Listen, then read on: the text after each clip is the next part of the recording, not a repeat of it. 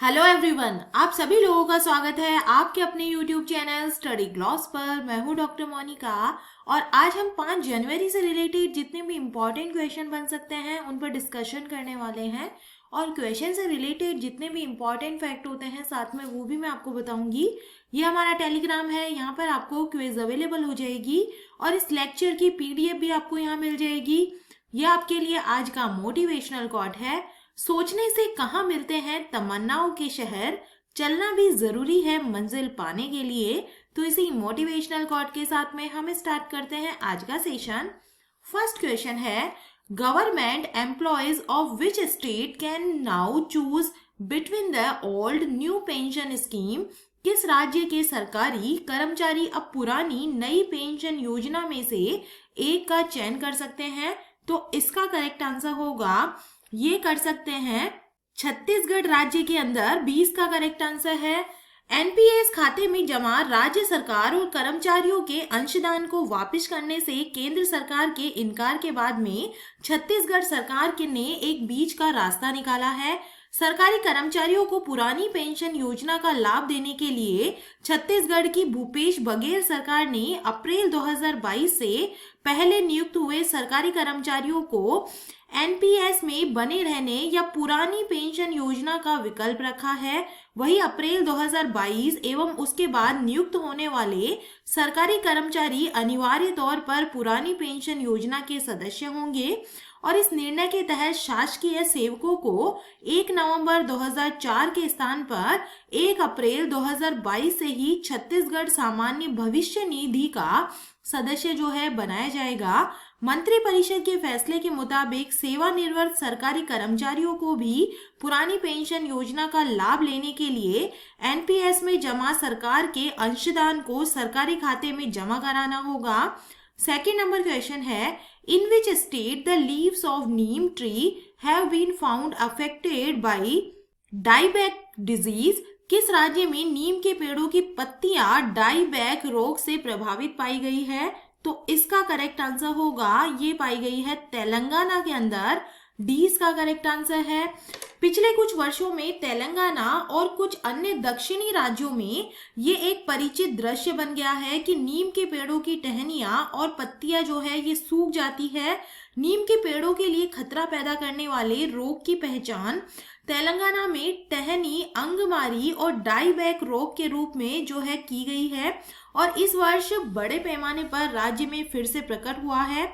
नीम जीवाणुरोधी और anti fungal और अन्य बहुमुखी गुणों को ये प्रदर्शित करता है, लेकिन ये नीम के पेड़ों को कीटों और बीमारियों के हमले से नहीं बचाता है। तेलंगाना के सिद्दीपेट जिले में राजकीय वन महाविद्यालय और अनुसंधान संस्थान में सहायक प्रोफेसर जगदीश भतुला ने कहा है कि इस मौसम में तेलंगाना में जो है ये बीमारी बहुत व्यापक है और देश में पहली बार 1990 के दशक के दौरान उत्तराखंड में देहरादून के पास डाईबैक रोग की सूचना मिली थी, जबकि इसे पहली बार 2019 में तेलंगाना में देखा गया था और ये पहली बार 3 साल पहले पता चला था कि ये बीमारी कम हो गई थी, लेकिन इस बार तेलंगाना में फिर से ये उभर आई है। थर्ड नंबर क्वेश्चन है, Which country's government has recognized e-sports as a part of multi-sports event? किस देश की सरकार ने ई स्पोर्ट्स को मल्टी स्पोर्ट्स इवेंट के हिस्से के रूप में मान्यता दी है? तो इसका करेक्ट आंसर होगा, ये दी है इंडिया ने। ए इसका करेक्ट आंसर है।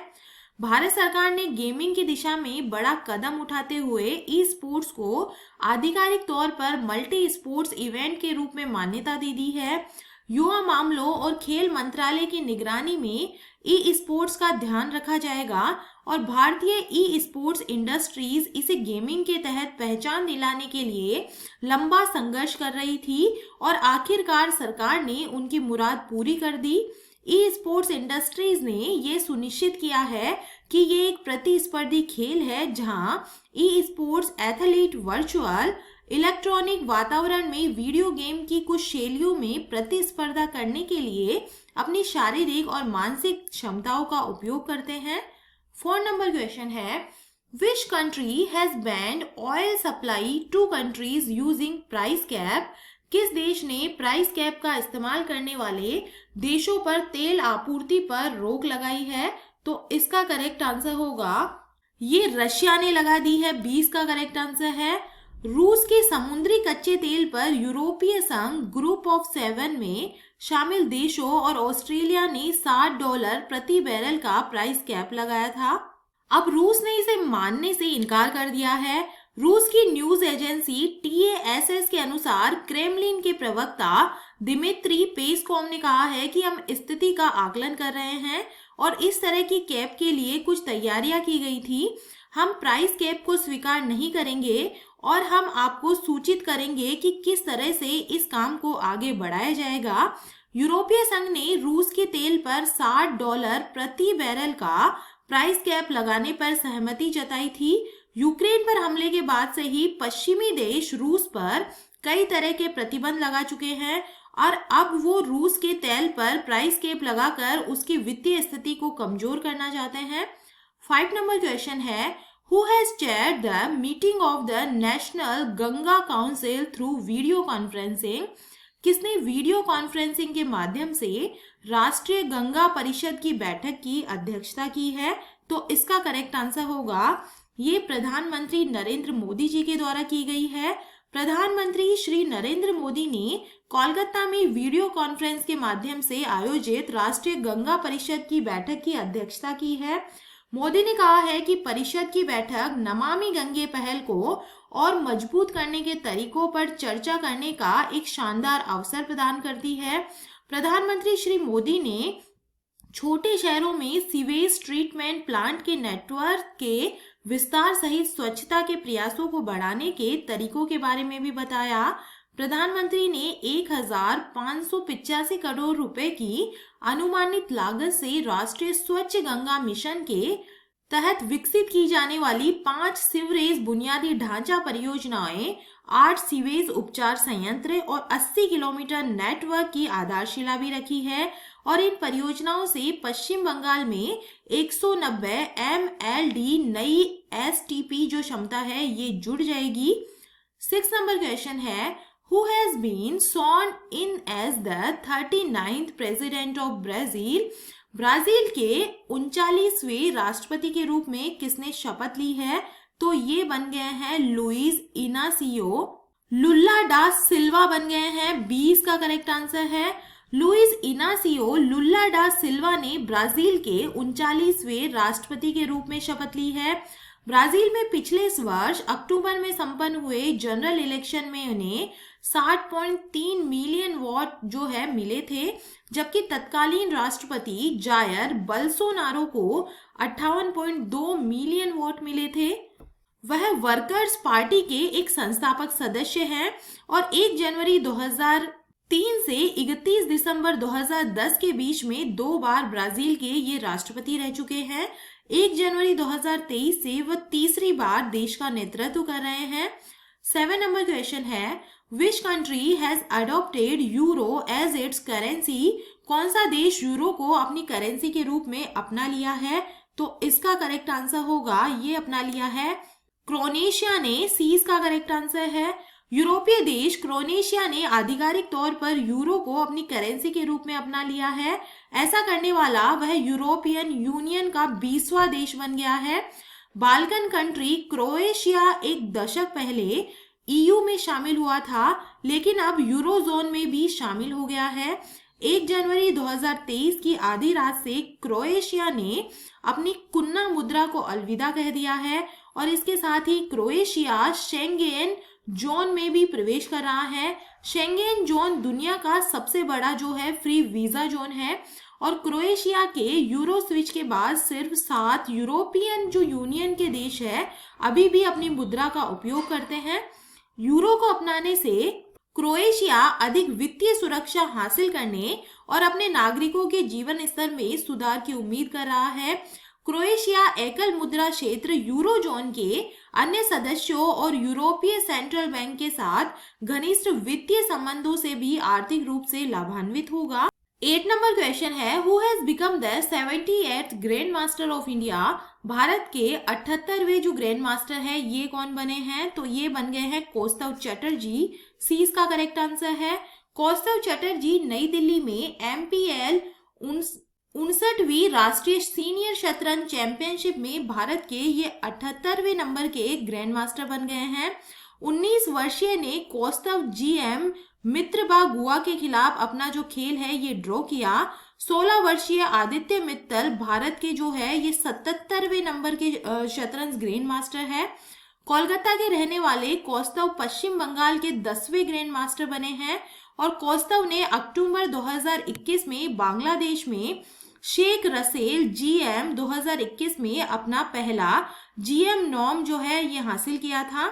ग्रैंड मास्टर विश्व शतरंज संगठन FIDE के द्वारा शतरंज के खिलाड़ियों को दी जाने वाली एक उपाधि होती है और विश्व चैंपियन के अतिरिक्त ग्रैंड मास्टर एक टॉप टाइटल है। ग्रैंड मास्टर बनने के लिए खिलाड़ियों को 2500 से अधिक FIDE रेटिंग और विशिष्ट संख्या में ग्रैंड मास्टर नॉम हासिल करने होते हैं।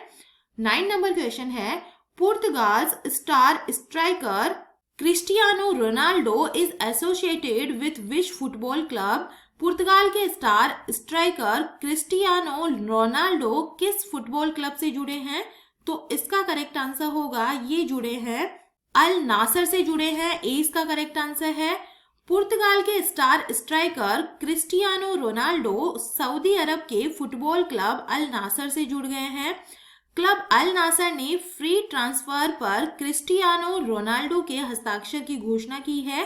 फीफा वर्ल्ड कप 2022 से ठीक पहले famous football club Manchester United से उनका कॉन्ट्रैक्ट टूट गया था और उन्होंने अल नासर के साथ लगभग 2.5 साल का कॉन्ट्रैक्ट किया है। क्लब के साथ उनका कॉन्ट्रैक्ट जून 2025 तक का है। क्लब की बात करें तो वह मैनचेस्टर यूनाइटेड, रियल मैड्रिड और जुवेंटस के लिए जो है खेल चुके हैं। 10 नंबर क्वेश्चन है, in which city the incubation centre of national research development corporation has been inaugurated. राष्ट्रीय अनुसंधान विकास निगम के इंक्यूबेशन सेंटर का उद्घाटन किस शहर में किया गया है? तो इसका करेक्ट आंसर होगा ये किया गया है न्यू दिल्ली के अंदर। सी इसका करेक्ट आंसर है। केंद्रीय विज्ञान और प्रौद्योगिकी मंत्री डॉक्टर जितेंद्र सिंह ने नई दिल्ली में राष्ट्रीय अनुसंधान विकास निगम में इंक्यूबेशन सेंटर का उद्घाटन किया है और केंद्र इस स्टार्टअप को आगे बढ़ाने के लिए सहायता भी प्रदान करेगा। डॉक्टर सिंह ने कहा है कि प्रधानमंत्री नरेंद्र मोदी की स्टार्टअप इंडिया की घोषणा के बाद में NRDC ने खुद को राष्ट्रीय स्तर का एकमात्र PSU बनने के लिए जो है ये तैयार है। राष्ट्रीय अनुसंधान विकास निगम की जो स्थापना है ये 1953 में भारत सरकार के द्वारा की गई थी। चलिए कल के जो MCQ है उन्हें हम रिवाइज कर लेते हैं। फर्स्ट नंबर क्वेश्चन है, इजराइल देश के नए प्रधानमंत्री के रूप में किसने शपथ ली है? तो ये ली है बेंजामिन नेतन्याहू ने। सी इसका करेक्ट आंसर है। सेकंड नंबर क्वेश्चन है, किसे सामाजिक उपलब्धि के लिए रविंद्रनाथ टैगोर साहित्य पुरस्कार से सम्मानित किया गया है? तो इसका करेक्ट आंसर होगा ये दिया गया है संजय के रॉय को। 20 का करेक्ट आंसर है। थर्ड नंबर क्वेश्चन है, नेशनल मोबाइल मॉनिटरिंग सिस्टम किस केंद्रीय मंत्रालय की एक पहल है? तो इसका करेक्ट आंसर है ये मिनिस्ट्री ऑफ रूरल डेवलपमेंट की पहल है। फोर्थ नंबर क्वेश्चन है, किस केंद्रीय मंत्रालय ने सिटी फाइनेंस रैंकिंग 2022 को लॉन्च किया है? तो इसका करेक्ट आंसर होगा ये लॉन्च की गई है ministry of housing and urban affairs के द्वारा। 5 नंबर क्वेश्चन है, रेल मंत्रालय के स्टेशन पुनर्विकास अभियान के तहत घोषित नई योजना का नाम क्या है? तो इस नई योजना का जो नाम है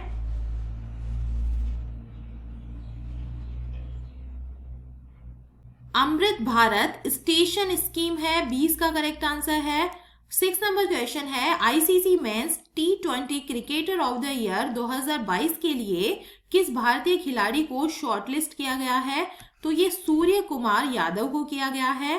7 नंबर क्वेश्चन है, इंडियन एयरफोर्स ने किस मिसाइल के extended range air launch version का सफलतापूर्वक परीक्षण किया है? तो ये ब्रह्मोस का किया गया है।